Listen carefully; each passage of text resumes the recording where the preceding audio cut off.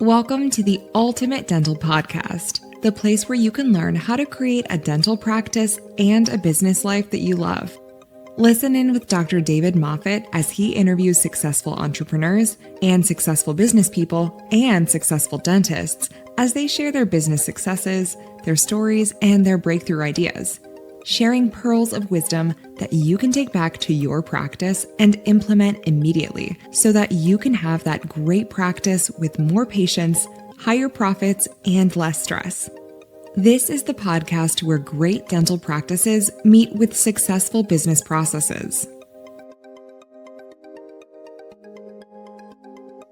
Thanks for tuning in to the Ultimate Dental Podcast, the podcast where thought leaders, industry experts, and thriving practice owners reveal their very best tips, tools, and strategies that will help you grow your dental practice faster. Now, here's your host, Dr. David Moffat.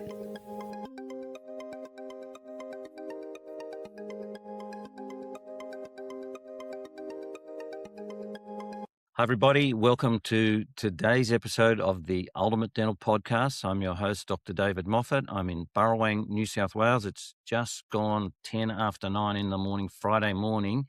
This is a podcast I've been very excited about all week leading up to today. I'm interviewing Dr. Andrew Vallo, who's in Tampa, Florida. And there's an interesting backstory to this, but Andrew is a dentist. He's now the CEO of a dental group that has 11 offices, as well as 3 more coming in the next few months. He's only 36 years old, and his story is quite remarkable. I'm going to tell a little bit of it because I met Andrew, or Andrew contacted me maybe 8 or 9 years ago to tell me that my book that I wrote in 2015 had a great impact on him as an associate dentist. And so I wanted to follow up on that because it was only at the start of this year that Andrew revealed this new side of his dental business career, and something that I would have aspired to, except I was probably too old at the time. But some people are never too old. But Andrew Vallo, welcome to the Ultimate Dental Podcast studio. Great to have you.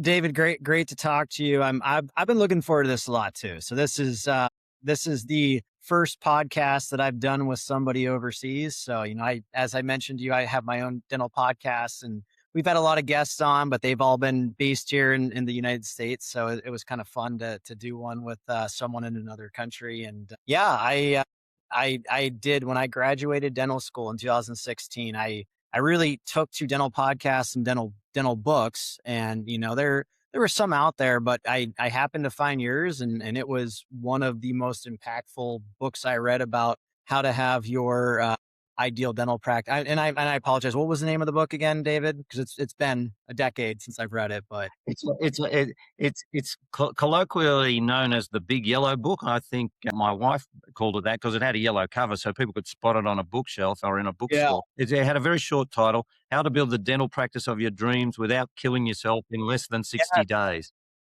And it's back there. It's somewhere on that bookshelf. I've still got a stack of dental books, so it's in there somewhere.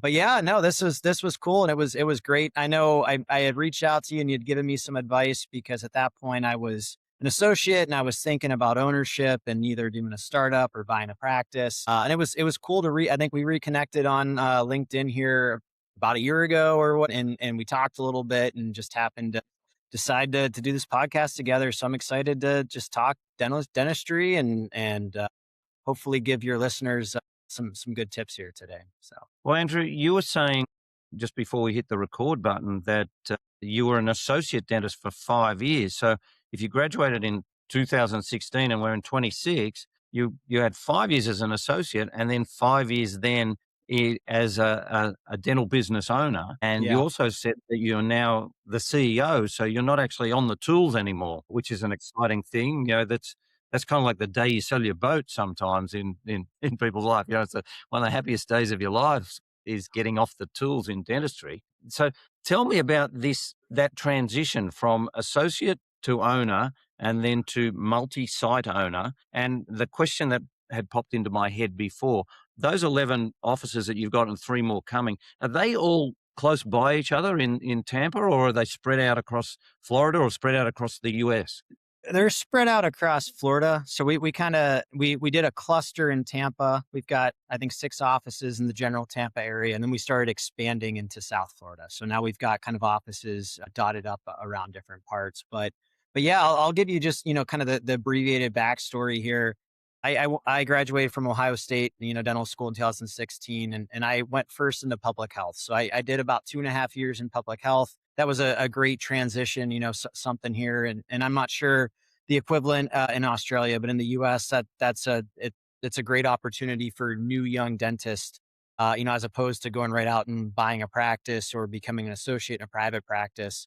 I was working, I was driving about an hour and a half each way in the middle of nowhere, Ohio. That's, Ohio State. I was still living there. And we were helping, patients that had no other access to care. I got to do a lot of molar endo. I got to do a lot of surgical extractions, a ton of fillings, just basic crown and bridge dentistry. So it really, I think, gave me experience on bread and butter type dentistry, as well as, I guess, some more advanced stuff like molar endo, and made me feel like I was really prepared to go out there and kind of do my own thing. So I actually, when I finished my 2.5 years with the public health, my wife and I decided to move from Ohio to Florida. So we were sick of the cold. Ohio, it snows for 4 or 5 months out of the year. It doesn't snow ever, maybe once every 30 years in Tampa, Florida, you get a flurry. So there's no snow, there's no winter time. And so we decided to move down here, and I actually had sent out letters to about 50 dentists in the general area of Tampa where we wanted to move, saying that I was moving to the area. I was looking to buy a practice, and I had a couple responses, and one of them actually seemed like a great fit. So it looked like I was going to buy this practice. It was a husband and wife dentist. They were looking to retire. They had an 8 operatory practice. It was probably underperforming a little bit. So I kind of saw the diamond in the rough. And they were also kind of coasting towards retirement. You could tell they were just, they had a nice career, but they were kind of done with it. So we signed an LOI. My wife and I, flew down to Tampa a few times. We found a house. And we were just renting at that point. So we put a deposit on a lease, and it was like the 11th hour. Like, we were supposed to move in about a month, and I was supposed to close on this practice and take it over. And the sellers got cold feet. They basically decided, you know what? I don't think we're quite ready to retire yet after all. And I think we maybe want to do another year or two. And they ended up backing out of the deal. So, my wife had looked at me and said, what are we going to do? This whole plan was based on you buying that practice as we moved to Florida. And I said, well, we had already sold our house in Ohio. We had already put a deposit on this lease in Florida. I said, we're going to figure it out. I'll find a job. I'll take a job, and, we'll go from there. And so I did. I quickly found an associate position, outside of Tampa. And basically, as soon as I found that position and we moved down to Florida, I decided that I was going to do a startup practice because I didn't want to put my fate in someone else's hands again. And I didn't want someone else to be able to pull the rug out from underneath me. And so I started working with a consulting group called Ideal Practices. They do startup, they help consulting only with startup dental offices. Like, that's their whole niche. And just happened to be randomly that the owner of the Ideal Practices, he was a co-owner, and then the other owner sold him the other half, but his name's Steven Trutter. He turned out to live in the same part of Tampa where I did. So we're like essentially neighbors. And so they helped me go through the process and taught me a lot of things along the way about, finding a location and, negotiating with vendors and figuring out the type of equipment, like all the stuff you don't know until you actually go to do a startup dental practice.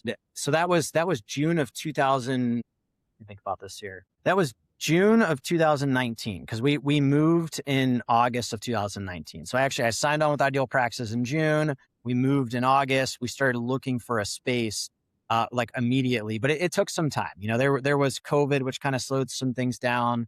And it's tough to find the right commercial real estate, especially, when you're being particular. And I was being a little bit more particular, I think, that first time around. So we didn't find the space until kind of right after COVID.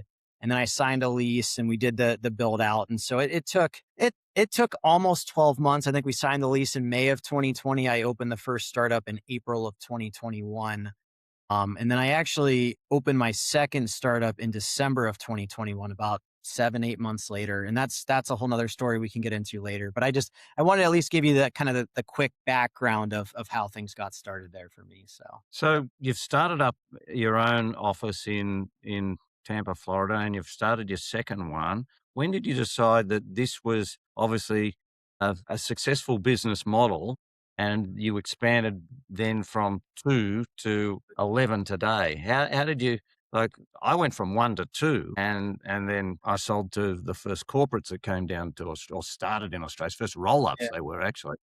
And because I just saw that as an opportunity of getting a good return on my money because they Yep. would offer high, and then as time went by, they would go to lower multiples and more restricted terms. But it's a business decision that arrives at that time. For you as a young man, so you still just turned 30, and then all of a sudden you're a wheeler dealer, you're an entrepreneur, something that a lot of dentists aren't, and a lot of dentists fear. And even while you're telling me that story, I think probably the thing that held me back from it was that I'm left-handed. So, if I got to set up an office, there's got to be one left-handed chair there. It's Funny. kind of like I just can't just jump in if somebody's away, and why have a Right. left-handed chair just for a left-hander? It was just so I just ended up having to work my own time frames, and work myself as hard as I possibly could physically. But how did you go from 1 and 2 to 11? And while you were talking about Cleveland, I didn't know you're from Cleveland because I've been to Cleveland like a dozen times, which you would know most Americans haven't even been to Cleveland once if they're Well, not from Ohio. I've got to correct that a little. So I'm actually from Pittsburgh. So in Pittsburgh and Cleveland, we're like bitter rivals with American football and everything. So I definitely can't say my wife is from close to Cleveland. But I went to Ohio State, which is in Columbus, which is, both Oh, a Ohio, little not. bit further. They're not near Cleveland. Yeah. Yeah, Yeah. yeah. No, this is good question there, David. So what I will say is what happened, I guess, from 1 to 2 was kind of what started everything. And so, I had started this first startup. And at that point, I didn't have in my mind, like, okay, I'm going to go find another startup. I was just focused on growing, and it was growing quickly. It was growing well. And again, I had a breadth of knowledge from dental podcasts and books. Like I didn't have an MBA. I didn't go to, business school or anything like that. I got my dental business knowledge from dentists that were willing to share that information. And it helped me tremendously. I mean, we grew very, very quickly with that startup, much faster than, the average startup practice does. But I had a friend in Tampa that I had met. He was also kind of my neighbor. And he's a periodontist. And so, he's the implant guy. I wasn't an implant guy. I didn't place implants. That wasn't something I got in public health. I was general dentistry. I got big into Invisalign. I still actually help a lot of our doctors plan Invisalign cases, but did a lot of Invisalign. I did bread and butter. I did endo. I did cosmetic cases with veneers, but I never really got into implants. And my friend and I, we went to the same gym. So, we were kind of working out, and he used to work out without headphones, which I would give him a hard time. I'm like, how do you come here for an hour and work out without listening to any music or anything? So he's sitting there with no headphones. I've got my one headphone in my pocket, and I'm kind of talking to him while we're lifting some weights. And I said, you're the implant guy, but you're in this specialty perio practice. You guys don't take insurance. Your fees are a little bit higher. We're in Florida. I know there's a lot of demand for implants. I'm not offering them. At that point, I had no associate. I was still new to my startup. So I was the full-time doc there. I said, at this point, I'm referring out all the implants and a lot of them, to you. But like, what do you think about us teaming up and starting an office that only does dental implants, but we can maybe control costs a little bit, and we can lower the barrier for patients. We can lower the price of the implants. And he was like, I love it. Let's do it. Like, I'm in 100%. You find the space, like, no questions asked. I'm in. Let's do it. So as fate happens, it was about a week later that my commercial real estate broker, who had become a friend, he's the one who had found the space for my first practice. And he texted me, he said, hey, I know things have been going well with the practice. I don't know if you have any interest, and it's probably too soon, but I just came across this opportunity. And it's an abandoned dental space. The dentist had unfortunately stopped paying his rent, stopped paying on his equipment, all this stuff. So the landlord just needs a dentist to come in and sign a lease and take over the space.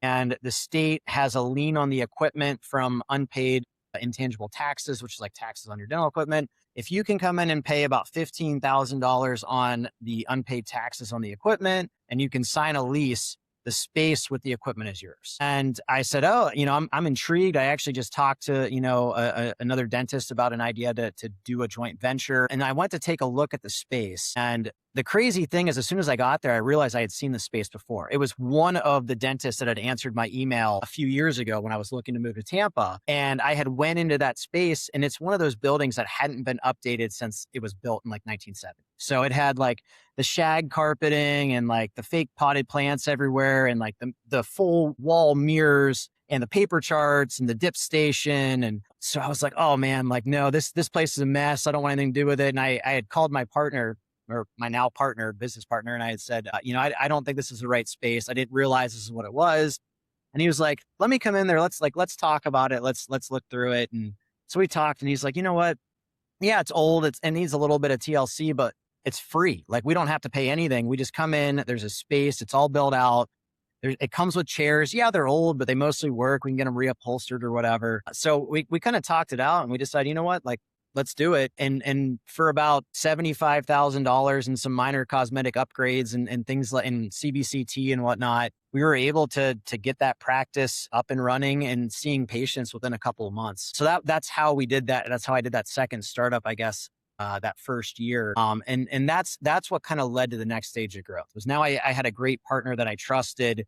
We saw that the implant only model was going to work very, very well. And we started looking for other opportunities to do that. And actually, ironically, that what we call second generation space, that's kind of become our model. So our last, as we go to 14 offices, I think our last 8 offices have been second generation spaces. So like I've made relationships with commercial real estate brokers and dental practice brokers, and they know if they have a second generation space that just needs someone to kind of come in and sign a lease, like I'm the guy to call, because I'm going to say yes.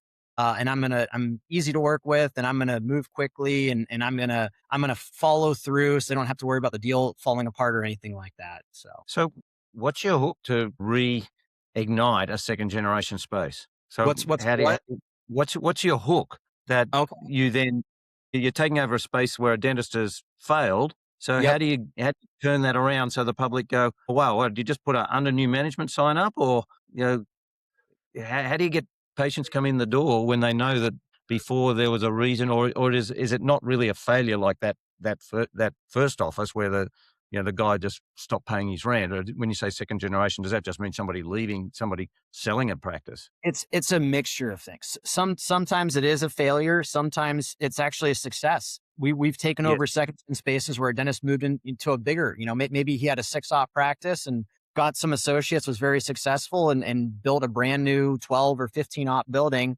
and is leaving this, 6-op space. And those are sometimes the best ones because they're really well kept. They're, updated, they're modern, they look great.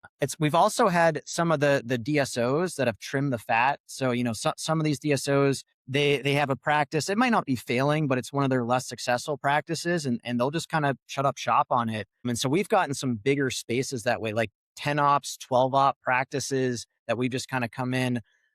The reason we're not worried about, like, quote unquote, turning it around is because we treat it as a startup. So, whatever the name of the office was before it, like, we changed the name, we changed the marketing, we changed the doctor, we market it as a startup practice. We don't try to like revive the dead practice that had failed, but it saves us a lot of time and money. So, the time it takes to do a brand new startup where you've got to do the build out with the plumbing and the electrical and everything else, usually best case scenario, you're looking at like 10 to 12 months. And a lot of times it can be 18 to 24 months if there's construction delays and permitting and all that stuff. When we find these second gen spaces, we're usually looking for ones that need almost no heavy lifting, like maybe paint the walls, but like you don't have to pull permits for that or whatever. There are times that we sign a lease and we're open to see patients within like 1 to 2 months. So, I mean, it's very, very quick process from signing the lease to seeing patients there. It also saves you a lot of money. So if you're doing, let's call it a 7 operatory practice in Florida right now, your cost to do everything, like build it out, equip it, plumbing, electrical, $750,000 is probably about average right now. Our cost on these second gen spaces is usually anywhere from 150,000 to like 300,000. So we're saving significant money, which has allowed us to grow a lot faster because banks will only lend so much. So if we had done the traditional route, we would have never gotten enough financing from our lenders to grow this fast. Do they leave charts behind in some cases, or are they not Not worth it? So yeah, not usually. We had one. So 14 offices, 13 will be true startups where we got no patients. There's one that has an asterisk by it, and that one was basically a kind of failing practice that a doctor had cut ties with. Although he had a big group, he had 16 practices, and this was his worst performing practice. So he basically sold us the build out space with all the equipment in it and the patients for like $200,000 was what we paid for everything. And we just kind of looked at the patients as gravy. The office was doing about $200,000 a year, $300,000 a year. So in our mind, it was basically a startup, and like whatever patients they had that we could, kind of get to come back in was great. But for $200,000, even if we got none of those patients, it was still a great opportunity for us. And so we treated it just like we did all of the other startups. Excellent. So for our listeners and viewers, what's the key thing that you look for, or are you just looking for a site where you can just, pour your magic formula on it? What is your magic? What is your secret sauce? So I've gotten a lot less picky with site selection over the years. So like my very first practice, that's part of why it took so long, is I wanted to be in one specific area, and I wanted it to have this much square footage, and I want, you wanted all that stuff. And over the years, I realized it really doesn't matter. Like I don't care if I'm on this side of town, that side of town. I don't care if I'm in a medical building or I'm next to a big shopping mall. Like wherever it is totally fine. I'm also not super particular about the geographics or the demographics. The only things I'm looking for, one is I want it to be far enough away from my closest practice that they're not fighting over the same patient base. But I don't want it to be so far away that we're entering a new region of Florida without being intentional about that. Like, yes, eventually we want to expand to different regions, but like, let's say all of our practices are in Central and South Florida. I don't all of a sudden want to go open one practice way, way far in North Florida, because it's like a 10-hour drive from the south of Florida to the north of Florida. So, you don't want to go too far away, because then you don't have the team that can easily go up to that practice and whatnot. The only other thing I'm really looking for is how many operatories does it have? So, when we do these implant only practices, I only need about 4 or 5 operatories to make it work. Although we're kind of going away from that model moving forward, we've kind of combined the two. So now we really do want bigger spaces where we can still have a heavy emphasis on placing dental implants, but we also have hygiene and restorative dentistry. So we've kind of combined the best of both worlds. But that said, if we found a great 4 or 5 operatory space that was in the, a good location for us to expand our, our geography, we would still do that. But ideally, we really want like at least 7 operatories, and even better if there's 9, 10, 11, 12, because then you can grow to 4 hygienists and 2 or 3 doctors. It just allows the model to work a lot better. But those are the only things we really look for with these second gen spaces. So you're still basically running offices as places for people to come and get implant dentistry. Are you talking single tooth implant, or all on 4s, or all on X? Big emphasis on full arch implant dentistry. So yeah, a lot of all on X, a lot of snap-in dentures. Although we've kind of priced the all on X to encourage patients to go that route, because in most cases we think it's a better option for them. So we want to help them find a way to get the fixed teeth with the implants if there's any possible way to make that happen for them. So yeah, I mean, our implant, I guess all of our offices now do a lot of all on X type treatment. We do single implants, when they're needed, but like our advertising and you had asked about our secret sauce earlier. I would say our secret sauce comes down to 3 things. One is great marketing, and I invest heavily in marketing. So I would say like I invest more in marketing than probably 99% of dentists out there. I would say the main exclusion is probably the bigger DSOs that have, big pockets, and the clear choice is the big implant type office in America. And I think they'll spend $50,000 a month plus on implant marketing for a single office. We're not quite at that level, but like when I do a new startup, I'm typically budgeting at least $15,000 to $20,000 a month for marketing. And so that brings a lot of new patients in the door and it allows us to hit the ground running. The second thing that we do well, I think, is the patient experience. And that's something that I got from your book, as well as, from other mentors, is just ways that we can make the dental experience not suck so much for patients, like just little amenities, the way that they're greeted. I just anything that we can do to try to help patients enjoy going to the dentist a little bit and to leave us Google review. I mean, our flagship office has, I think, like 2,600 5-star Google reviews now. So like anything we can do to make people want to leave us a review and come back to see us again and refer their friends and family to come see us. That's been a huge part of our growth. And then the third thing is just finding and developing great team members. So, everything from the doctors that we hire to our leadership and executive team. I mean, we've got a pretty robust executive team at this point with like a CFO, a COO, a chief sales officer who kind of leads our treatment coordinator department and helps them help patients overcome objections, to getting treatment done. We've got a chief hygiene officer that leads our hygiene department. We've got one of our associate docs is our director of doctor relations and development. So he kind of heads the doctor meetings and helps, mentor our other doctors and things. So I think just having a lot of great people within the organization has really allowed us to explode here in the last couple of years. So Wow.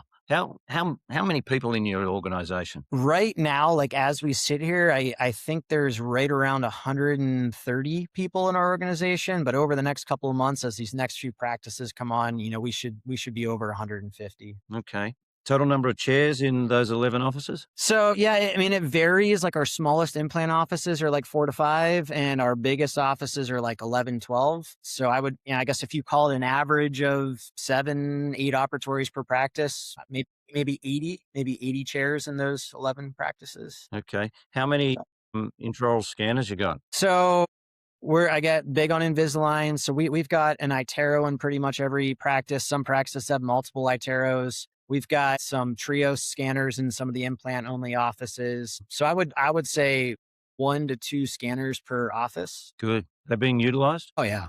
Every single Good. patient. Yeah, excellent. Yeah, Every excellent. office has CBCT. Every office uses Overjet, the AI dental software that helps analyze X-rays, and it helps spot bone loss. It helps spot caries detection, all that stuff. So we're pretty big on technology in the group too. Yeah, Yeah, you have to be. It's there, so why not use it? And why not we've be got one of the leaders using it? the Print Ray 3D printers in most of the offices. Yeah, a lot of 3D work. Excellent, excellent. Yeah, so you've got your workflows already designed, which is puts you ahead again. That's a great customer experience for people to see that things are flowing beautifully because we still do a lot of coaching with single location owners. That's it, and they're still chasing up lab jobs. When's this lab job due? Who picked it up? Oh, nobody's picked it up. It's still in the bag. Hasn't been sent. It's just the technology's moved to allow so much better service as well, and that's the exciting part about, I think, for you with a long lifetime of your career left. You talk about me and what Omar Reed said, and that was that at age 65, he said this 16 years ago to me. Age 65, 95% of dentists in America can't afford to retire because they Yeah, haven't replaced their income. I've heard And that so many times, and it does. It blows my mind. It's kind of. I mean, it's sad, David, is what it is, and I think it's a combination of things. But yeah, it's definitely true.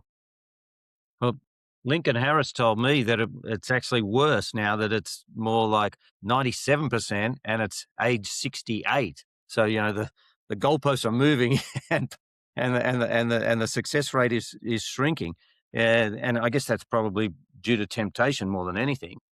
I think In it's yeah, and we're facing a lot of different obstacles these days. I mean, dental insurance in America it's getting tougher, and reimbursements for the most part aren't going up. Sometimes they even go down.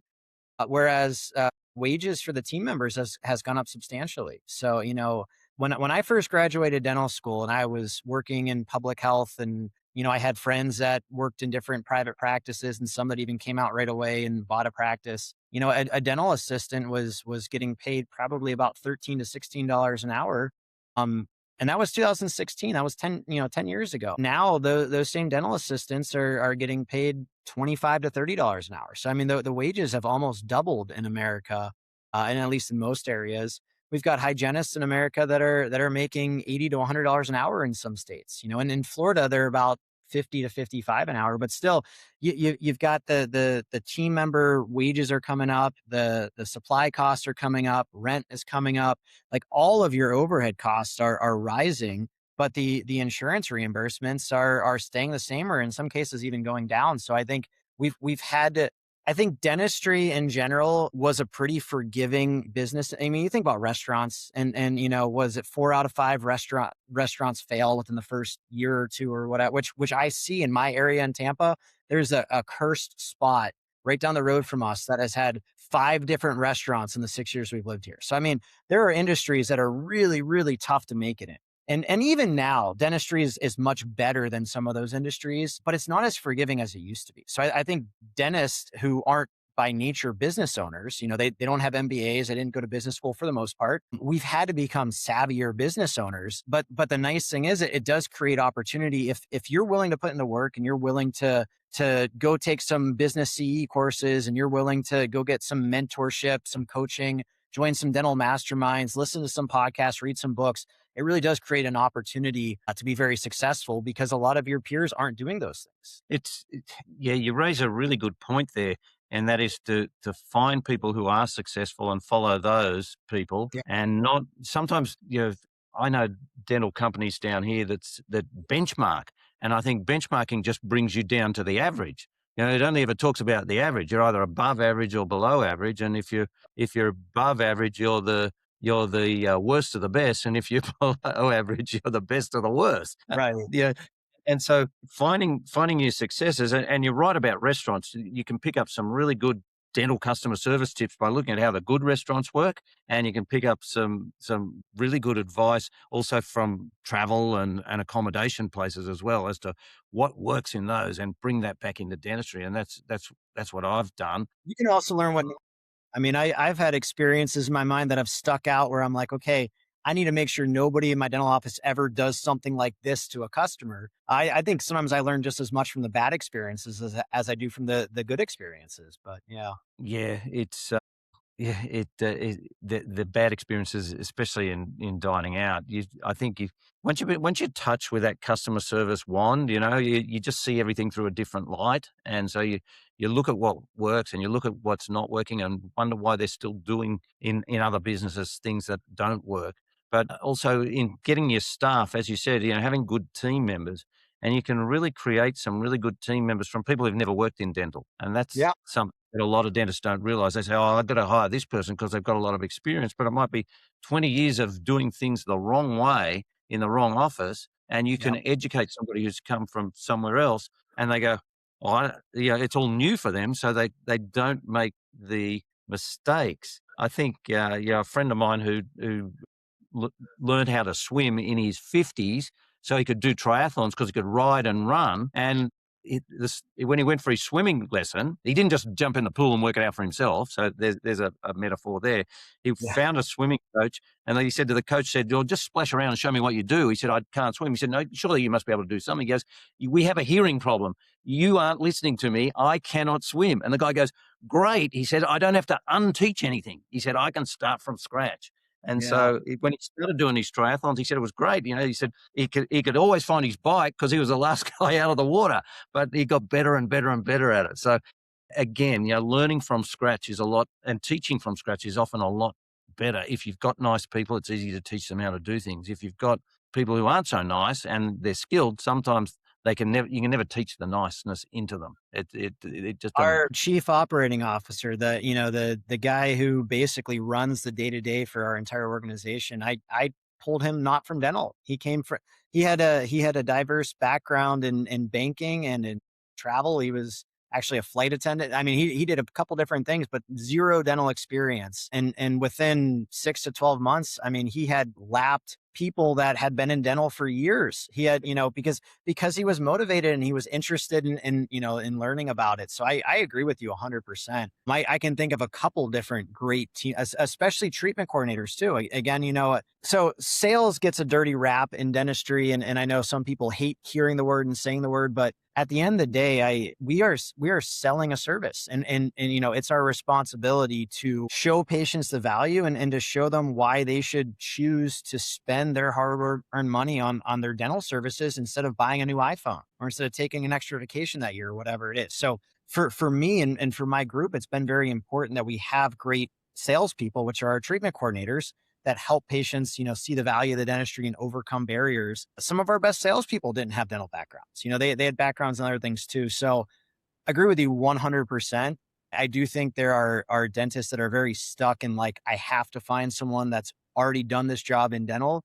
And in a lot of cases, I think you can find people that are as good or better from other industries, especially when things are tough. And there's some tough hiring markets in dental. I mean, it can obviously, if you're hiring a doctor or hygienist, they have to come with a dental background. But for most other positions, they don't have to come from dental. No, they don't. During COVID, I don't know whether you experienced, we had this at our local grocery store. This guy just stood out, and we said, "Where do we know you from? You look familiar." He said, "Yeah, I was a Qantas flight attendant."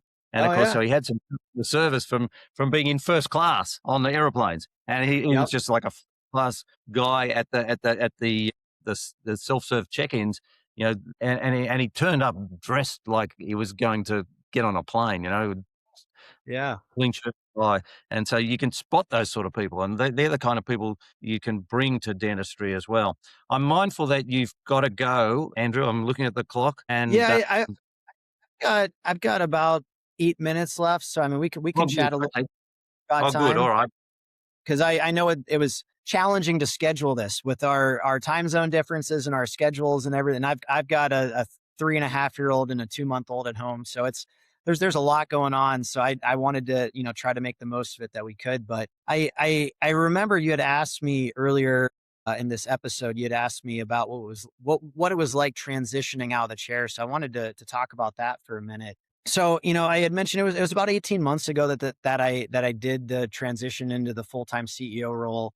And I had slowly cut back on my clinical days. So, when I first started, I was a full-time dentist, and then I brought on my first associate at my first practice, and I cut down to 3 days a week, and then I cut down to 2 days a week. And so I was slowly kind of transitioning into more of the business owner role as time went on.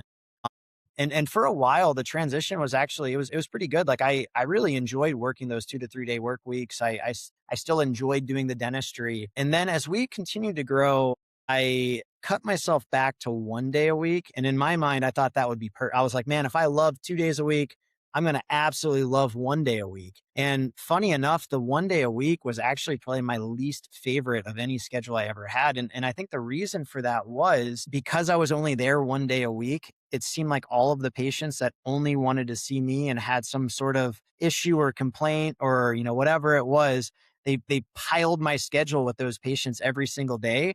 And so it was Tuesdays. Tuesdays was the one clinical day I had a week, and every single Monday night, I remember just like dreading, like, oh, I do not want to go in tomorrow because I know I'm just going to deal with all these problems all day. And so I very very quickly transitioned out of that 1 day a week and said I need to rip the Band-Aid and just get out of the chair completely.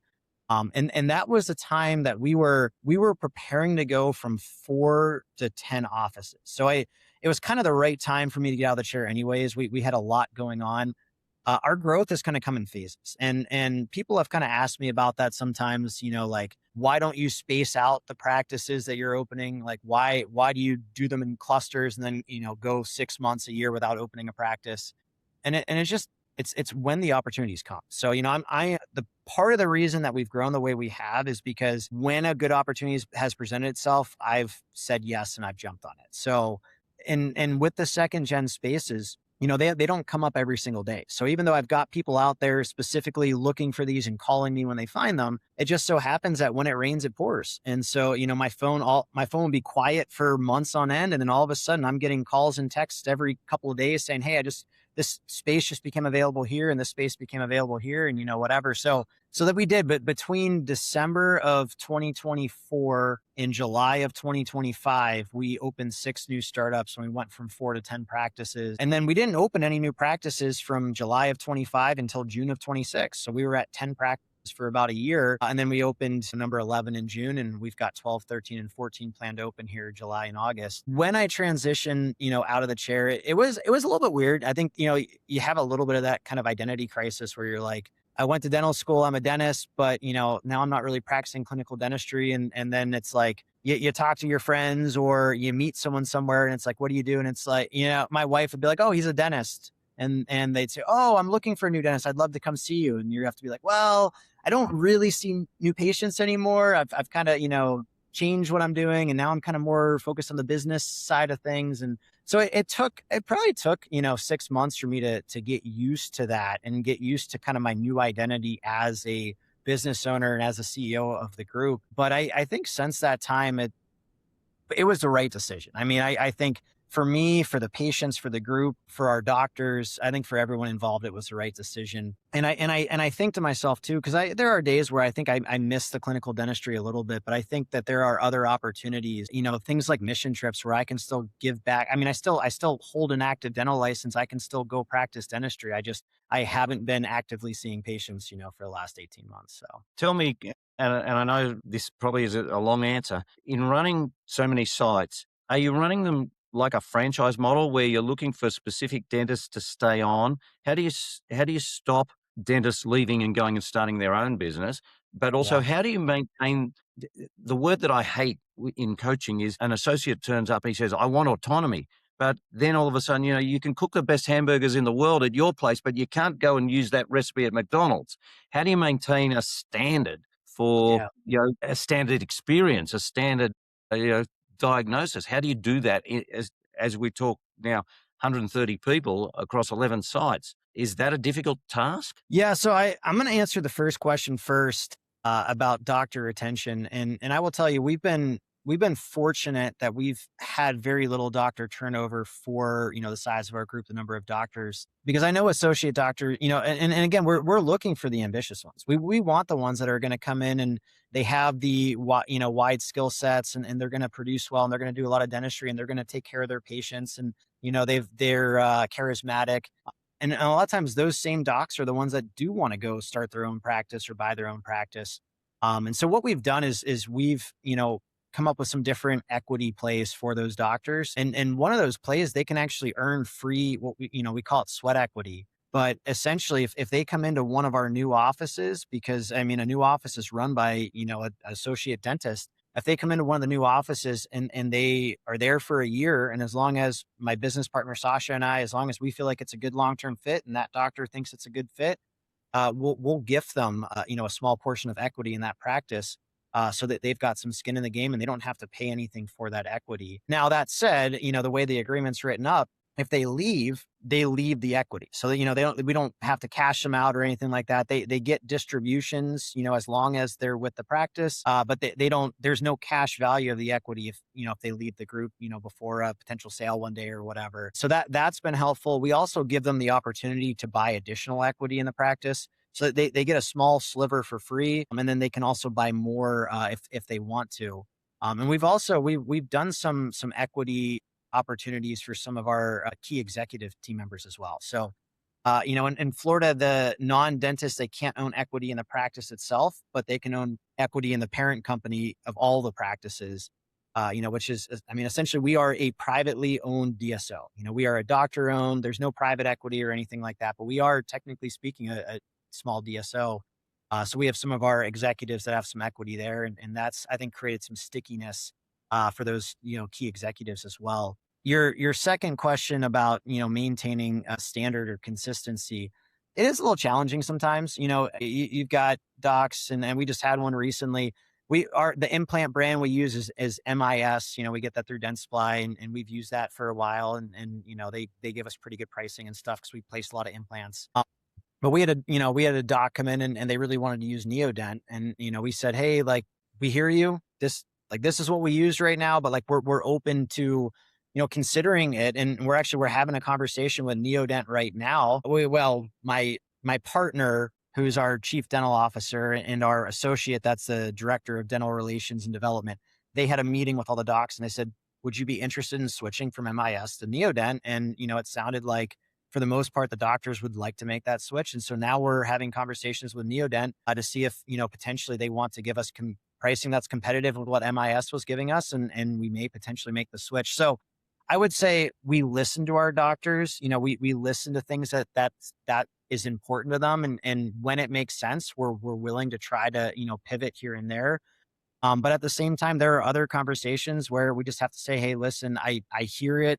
You did it this way in the other practice, but in our group, at this point you work for our group and this is how we do it in our group. And, if you want to have a discussion about why you don't like this or what are you struggling with? Let's see if we can help you. And that's where my partner and our, other associate, they kind of step in and they have these meetings with the doctors and they try to help them, with any complex cases or difficulties they're having and things like that. And for the most part, I feel like most problems are squashed and, most doctors are okay with that, even when maybe they don't get their way necessarily with something. So it still happens. It's It not, still happens. yeah, Yeah, it does. Yeah, it does. It does. Yeah. yeah. It's, it's not pleasant when I hear people turning up for a job interview and saying, well, this is how I want to do it. And it's really, it should be, what are you bringing to my office to, we've got all this. I'm giving you this. What are you bringing? And instead of, they look at it the other way around. I Try don't know to whether that vet comes ahead from. of time. So, I will talk to the dentist about, the opportunity, the compensation structure, things like that. My partner will also interview the incoming dentist, but he'll talk more about our workflow, the systems, the implant systems we use, 3D workflow, and he'll make sure that they're and if they have like questions, concerns, he'll try to talk them through it. But, if we had a doctor come to us and say like, I only place these implants, I refuse to do anything else, or this is how I do it, I refuse to do it this way, it's probably not going to be the right fit for our group. So Yeah. I think that's the bottom line is you've got to see those warning signs and just cut them off at the pass. There's just a discussion that's not worth having and not worth getting into an arm wrestle down the track. Yeah, I think, yeah, it's the wrong place to be presenting their way. I think at that early stage in the relationship. Andrew, I'm sure we've run out of time now, so it's been yeah, great. I gotta get for bedtime here for my son. So I honestly, David, this was great, man. I could have sat here and chatted for another hour or two about dentistry and all that stuff. And maybe at some point we can reconnect and find another time across our time zones to do part two of the episode. But thank you for having me on. This was fun. Well, and I appreciate it, Andrew. And what's the best way for somebody who's watching this or listening to this to get in touch with you? What's the easiest way for them to find you? Yeah. Yeah. So if they want, so we do a lot of our, I mentioned we invest a lot in marketing. We do a lot of our marketing on social media. So like I have my personal Instagram page and I run a lot of ads for new patients on Instagram. So if you want to see the type of ads that I run, you can follow me on Instagram. It's just at Dr. Vallo, Dr. Andrew Vallo.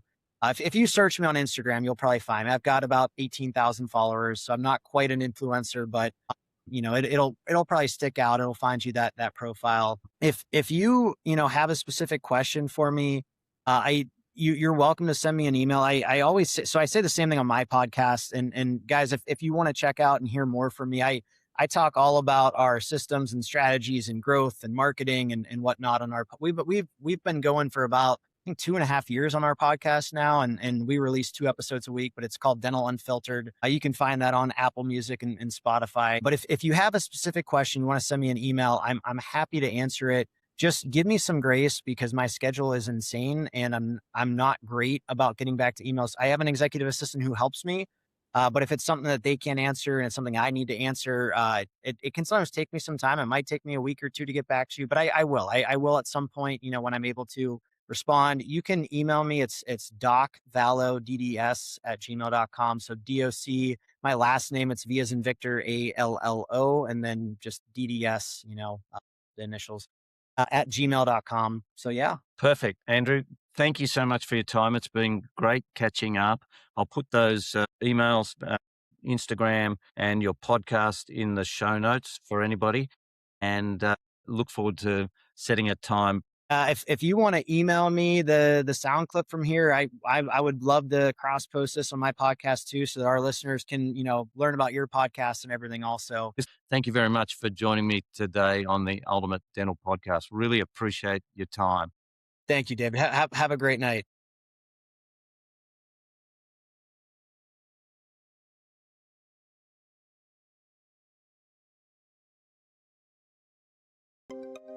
Thank you for tuning in to another inspiring episode of the Ultimate Dental Podcast.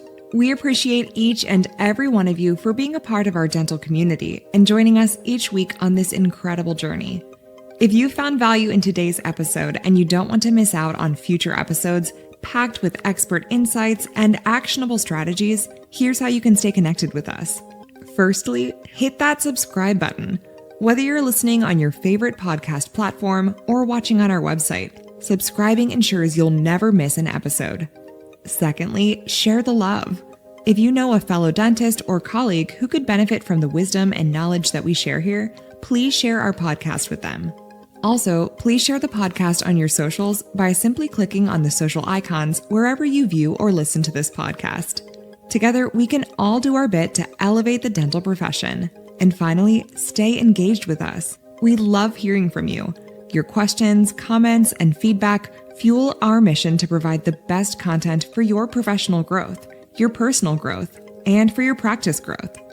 Remember, your journey to creating a dental practice and a business life that you love is our mission, and we're excited to be your trusted guide along the way. Thank you for being a part of the Ultimate Dental Podcast. Until next time, keep smiling, keep striving, and keep on tuning in to the Ultimate Dental Podcast.